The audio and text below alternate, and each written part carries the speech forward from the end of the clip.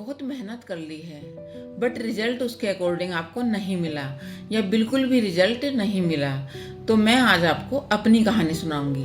मेरी कहानी सुनने के बाद आई एम श्योर कि आपकी सारी फ्रस्ट्रेशन और सारा डिप्रेशन गायब हो जाना है।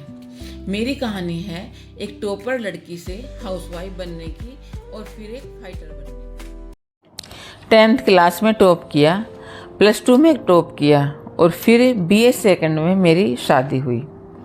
शादी के बाद किस्मत ने कहा अब हार मान लो, तेरे बस की बात नहीं।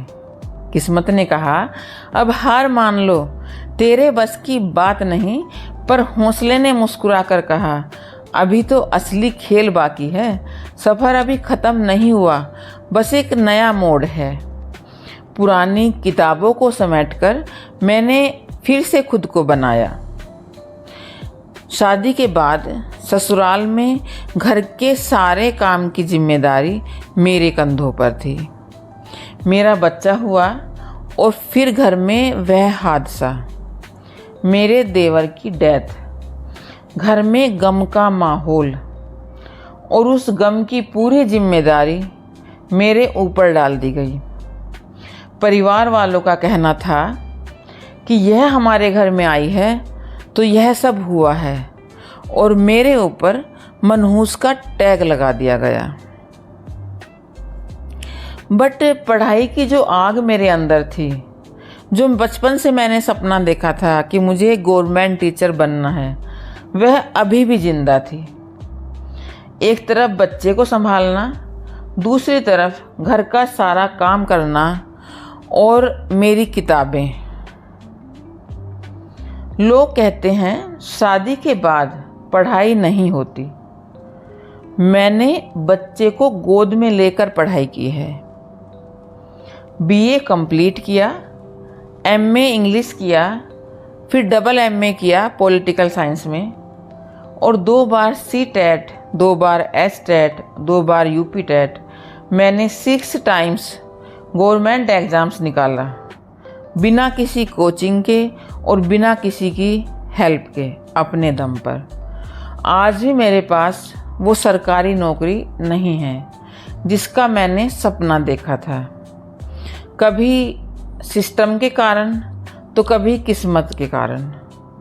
पर क्या मैं हार मान गई? नहीं। मुझे पता है आज भी मैं वो ही टॉपर हूँ जो मैं शादी से पहले थी। मैं एक हाउसवाइफ नहीं, मैं एक फाइटर हूँ। यह वीडियो उन सब के लिए है जो असफलता के कारण हार मानकर फ्रस्ट्रेट हो जाते हैं, डिप्रेशन में चले जाते हैं और फ्यूचर में कुछ भी करने का विचार छोड़ देते हैं। अगर मैं इतना कुछ सहने के बाद भी हिम्मत रख सकती हूँ तो आप भी रख सकते हो। भगवान ने हमें हार मानने के लिए नहीं बनाया, हमें मरते दम तक प्रयास करते रहना है, लड़ते रहना है। क्योंकि मैंने डिग्रियों के बोझ तले सपनों को दबते देखा है, मैंने खुद को अपनी ही नज़रों में गिरते और संभलते देखा है।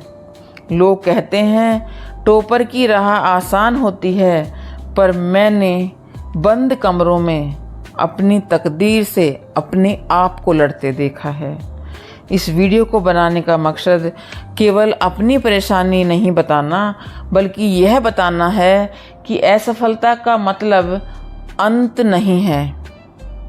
मैंने प्राइवेट स्कूल में जॉब की, फिर बीमारी ने घेर लिया और मुझे ट्यूबरकुलोसिस हो गया, जो मेरी पूरी बॉडी में फैल गया। जॉब छोड़नी पड़ी, लोगों ने पास आना बंद कर दिया। उन्हें लगता था कि कहीं यह बीमारी हमें भी ना हो जाए। पड़ोस में एक छोटी गुड़िया थी, मैं उसको प्यार करती और खिलाती, तो एक दिन उसकी मदर ने कहा कि नहीं सविता, आप मेरी गुड़िया को मत खिलाया करो, हमें डर लगता है कि कहीं आपकी बीमारी हमारी गुड़िया को ना हो जाए। देखो कैसा फील हुआ होगा। बट मैंने इस मुश्किल दौर का सामना पूरी हिम्मत के साथ किया, क्योंकि इससे भी ज़्यादा मुश्किल दौर मैंने शादी के बाद जब मेरे देवर की डेथ हुई तब देखा था। अगर आप चाहते हो कि वो सब मैं आपको बताऊं तो कमेंट में नीचे ज़रूर लिखना कि क्या मैं अपनी वो पर्सनल लाइफ आपसे शेयर करूं। ऐसा लगता था कि जैसे सारी मेहनत बर्बाद हो गई। जब बाहर के रास्ते बंद हुए तो घर के अंदर ही मैंने रास्ते तलाशने शुरू किए। मैंने हार तब भी नहीं मानी। घर पर बच्चों को कोचिंग देने लगी। अब मैंने अपने विचारों को दुनिया तक पहुंचाने के लिए ये चैनल बनाया, अ पाथ ऑफ लाइफ। आज मैं उस मुकाम पर नहीं हूँ जैसा मैंने सोचा था, लेकिन मुझे पता है कि मैं बहुत मजबूत महिला हूँ। मेरी प्यारी बहनों, डिग्री तो अलमारी में ही रखी रह गई, लेकिन डिग्रियों को हासिल करने के लिए जो मैंने संघर्ष किया उसने मुझे फाइटर बना दिया। हमारी मेहनत बेकार नहीं जाती। आज मैं घर में रहकर उन बच्चों का फ्यूचर संवारने की कोशिश में लगी हूँ जो कल के टॉपर हैं, जो कल बड़े होकर इस देश का फ्यूचर बनेंगे। अगर मेरी कहानी ने आपके दिल को छुआ हो या आप भी किसी ऐसे दौर से गुजर रहे हों जो मैंने आपको बताया, तो कमेंट में अपनी बात ज़रूर लिखें। हम मिलकर एक दूसरे का सहारा बनेंगे। Keep fight, all the best for your bright future. Thanks for listening.